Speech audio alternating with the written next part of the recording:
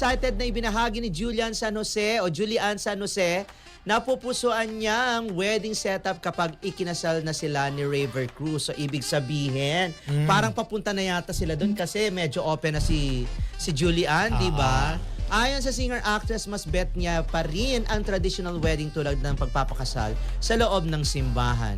Nang matanong naman kung pasok sa kanilang taste ang intimate wedding, narito ang sagot niyan ng magjowa. Ito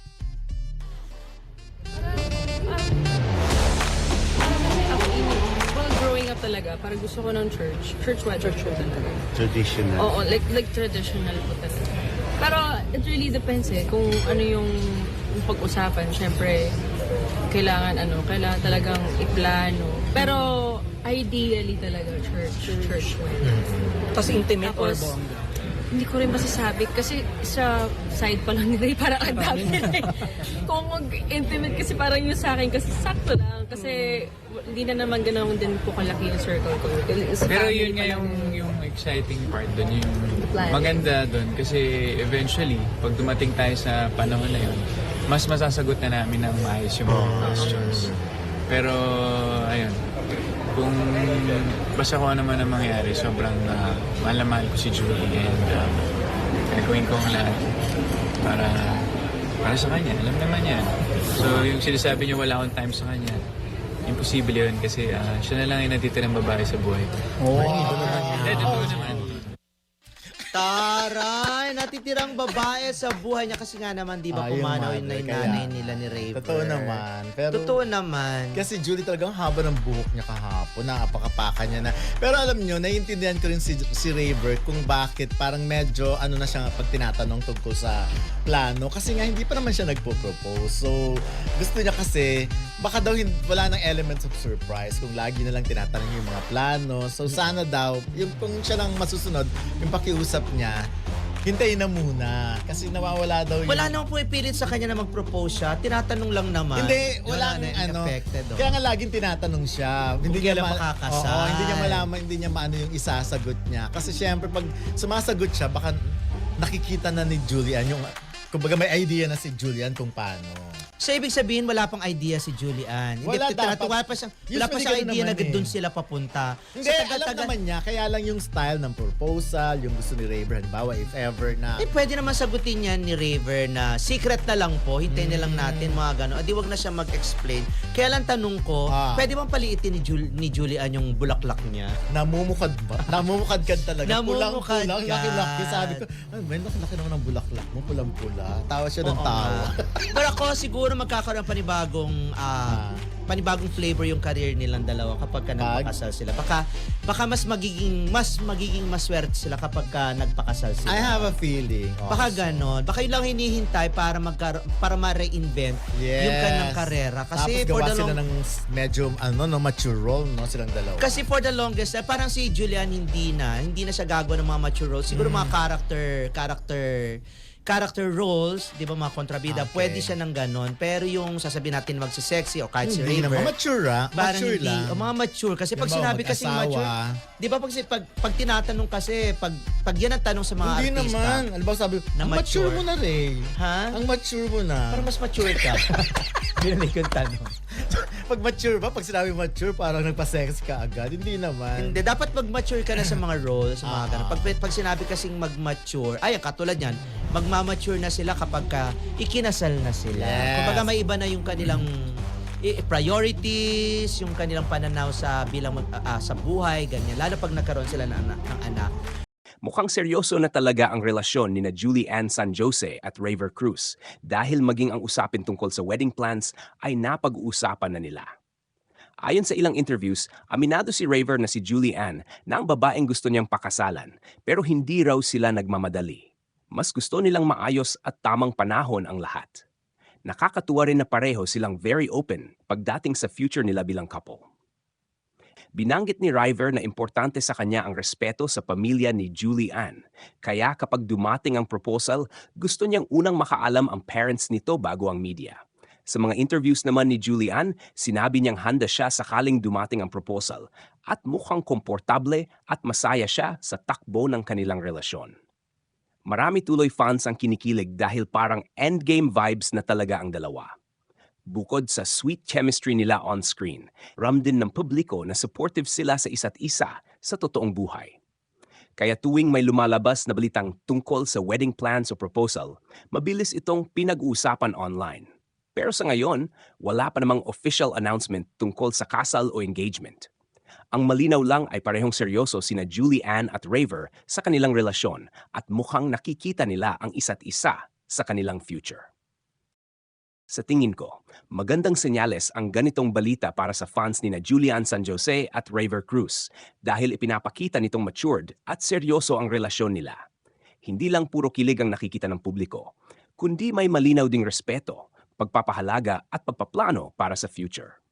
Nakakatuwa rin na kahit pareho silang busy sa kani-kanilang career, hindi nila minamadali ang usapin ng kasal. Sa showbiz kasi, maraming relasyon ang nasisira dahil sa pressure ng fans at social media. Pero sa kaso ni na Julie Ann at Raver, parang mas pinipili nilang i-enjoy muna ang relasyon habang unti-unting binubuo ang matibay na pundasyon bilang magpartner. Isa itong magandang halimbawa na hindi kailangang madaliin ang engagement o wedding para lang masabing perfect couple. Isa pang magandang punto rito ay kung paano ipinapakita ni Raver ang respeto niya kay Julie Ann at sa pamilya nito. Kapag ang isang lalaki ay iniisip muna ang approval at damdamin ng pamilya bago ang publicity, makikita mo talagang sincere ang intensyon. Para sa maraming fans, malaking green flag yon. Si Julie Ann naman ay mukhang very calm at secure sa relasyon nila. Hindi siya nagpapapadala sa pressure ng mga tao na nagtatanong kung kailan ang kasal. Makikita mo na pareho silang nasa healthy stage ng relationship. Walang pilitan, walang drama, kundi mutual understanding at support. Kaya siguro marami ang kinikilig at naniniwalang endgame na ang dalawa. Hindi lang dahil bagay sila visually o sa chemistry nila on screen, kundi dahil ramdam ng tao na genuine ang connection nila sa totoong buhay. Sa panahon ngayon na maraming celebrity relationships ang mabilis mabuo at mabilis ding matapos, refreshing makita ang isang couple na tahimik pero stable. At kahit wala pang official engagement announcement, sapat na siguro sa fans na makita silang masaya, supportive at committed sa isa't isa. Minsan kasi, mas importante ang matatag na relasyon kaysa sa engranding announcement. Ang balitang tungkol kina Julie Ann Sanjay at Raver Cruz na tila pumiyok o naging open na sa usapin ng wedding plans ay talagang ikinakilig ng maraming fans. Hindi lang dahil isa sila sa pinakasikat at pinakaminamahal na celebrity couples ngayon, kundi dahil ramdam ng publiko na may lalim, respeto at sincerity ang relasyon nila.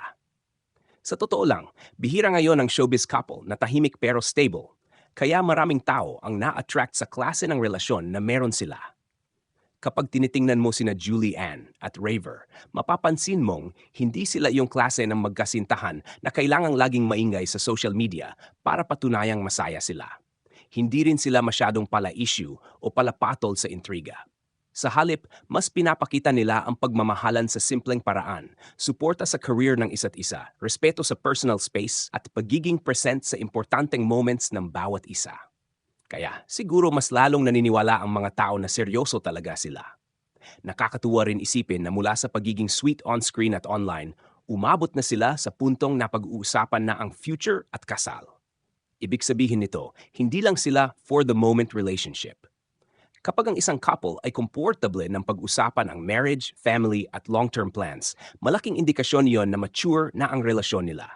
Hindi basta kilig lang ang foundation, kundi commitment at mutual understanding. Sa side naman ni Raver, marami ang humahanga dahil halatang proud siya kay Julie Ann. Makikita mo kung paano niya suportahan ang achievements nito bilang singer, performer, at host. Hindi siya insecure sa success ng partner niya at napakalaga noon sa isang relasyon. Sa panahon ngayon, hindi lahat kayang tanggapin kapag mas malakas o mas sikat ang career ng partner nila. Pero kay Raver, parang genuine ang happiness niya sa bawat tagumpay ni Julie Ann. Kaya maraming fans ang nagsasabing green flag siya. Si Julie Ann naman ay parang mas lalong blooming at masaya simula nang maging sila. Maraming fans ang nakakapansin na mas relaxed, confident at glowing siya ngayon. Posibleng malaking factor dito ang pagkakaroon ng healthy at peaceful na relasyon. Kapag ang isang tao ay emotionally secure at mahal ng tama, lumalabas talaga yon sa aura at personality niya. Isa rin sa maganda sa relasyon nila ay hindi sila mukhang nagpapadala sa pressure ng publiko. Aminin man natin o hindi, sobrang invested ng fans sa love life ng celebrities. Kapag matagal na magkasintahan, laging may tanong na kailan ang kasal o kailan ang engagement. Pero sa dalawa, mukhang mas pinipili nilang sundin ang tamang timing kaysa magpadala sa expectations ng ibang tao. At magandang mindset iyon dahil ang marriage ay hindi dapat minamadali para lang mapasaya ang fans o makalikha ng trending moment. Marami rin ang kinikilig dahil pareho silang family-oriented. Kapag nakikita ng publiko na may respeto ang lalaki sa pamilyang babae at vice versa, mas lalo silang nagiging invested sa relasyon. Ipinapakita kasi nito na hindi lang simpleng romance ang meron sila, kundi may seryosong intensyon para sa future. Sa totoo lang, refreshing makakita ng celebrity couple na walang toxic issue, walang cheating controversy, at walang public breakup drama. Sa industriya kung saan madalas mabilis mabuo at mabilis ding masira ang relasyon, parang nagbibigay ng hope sina Julie Ann at Raver na posible pa rin ang tahimik pero matatag na pagmamahalan. Kaya kung sakaling dumating man ang engagement o wedding announcement nila balang araw, maraming fans ang siguradong magiging sobrang saya dahil pakiramdam nila. Nasubaybayan nila ang growth ng relasyon ng dalawa mula sa simpleng closeness hanggang sa pagiging seryosong partners sa buhay. Pero kahit wala pa roon, mukhang masaya na rin ang mga tao na makita silang genuine, peaceful at inspirasyon pagdating sa love and commitment. Sa huli, ang pinakamahalaga ay hindi kung kailan sila ikakasal, kundi kung paano nila pinapahalagahan at pinoprotektahan ang relasyon nila habang tumatagal. At base sa nakikita ng publiko ngayon, mukhang nasa tamang direksyon naman ang love story ni na Julie Ann at Raver. Marami pang pwedeng maidagdag sa usaping ito tungkol kina Julie Ann San Jose at Raver Cruz dahil hindi lang simpleng showbiz romance ang tingin ng publiko sa kanila ngayon. Habang tumatagal kasi, mas nagiging malinaw na may solid foundation ang relasyon nila. At yon ang dahilan kung bakit maraming tao ang invested sa kanilang love story. Isa sa mga napapansin ng fans ay ang balance sa relasyon nila. Pareho silang successful sa career, pero hindi nila hinahayaang magkaroon ng kompetisyon sa pagitan nila. Sa halip, parang mas lalo pa nilang itinutulak ang isa't isa para mag-grow. Napakahalaga noon lalo na sa showbiz, kung saan madalas nagiging sanhi ng hiwalayan ang career pressure, selos o kakulangan sa oras. Dagdag pa rito, malaking bagay rin na parehong mababa ang tingin nila sa sarili pagdating sa relasyon. Hindi sila yung couple na kailangang laging may bonggang pasabog online para mapansin. Minsan kasi, mas tumatagal ang relasyon kapag hindi lahat ay ipinapakita sa publiko. May privacy pa rin sila kahit parehong sikat at mukhang iyon ang isa sa sikreto kung bakit peaceful ang samahan nila. Marami ring fans ang natutuwa dahil parang natural lang ang closeness nila.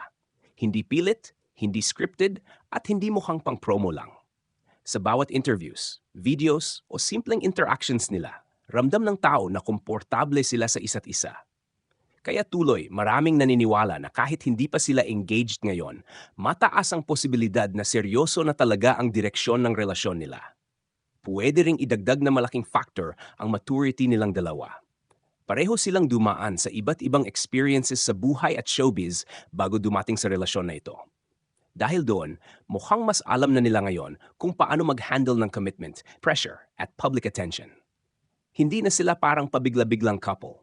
Mas grounded at mas maingat sila ngayon. Isa pang interesting na punto ay kung paano sila suportahan ng fans mula sa iba't ibang age groups. Hindi lang teenagers ang kinikilig sa kanila, kundi pati adults at long-time supporters. Posibleng dahil nakikita ng maraming tao na healthy at realistic ang relasyon nila kumpara sa ibang celebrity pairings na puro hype lang. At syempre, habang mas lumalalim ang relasyon nila, natural lang na mas dadami ang spekulasyon tungkol sa engagement, wedding o future family plans. Pero maaring mas magandang tingnan ito bilang inspirasyon kaysa pressure. Ang mahalaga kasi ay mukhang masaya sila sa kung anong meron sila ngayon. At iyon naman talaga ang pinaka-importante sa isang relasyon. Sa kabuuan, ang balitang ito ay hindi lang tungkol sa posibilidad ng kasal. Mas sumasalamin ito sa kung paano unti-unting nabuo ang isang relasyon na puno ng respeto, suporta, maturity at genuine connection. Kaya hindi nakakapagtakang marami ang umaasang magtagal at mas maging matibay pa ang samahan ni na Julie Ann at Raver sa mga susunod na taon.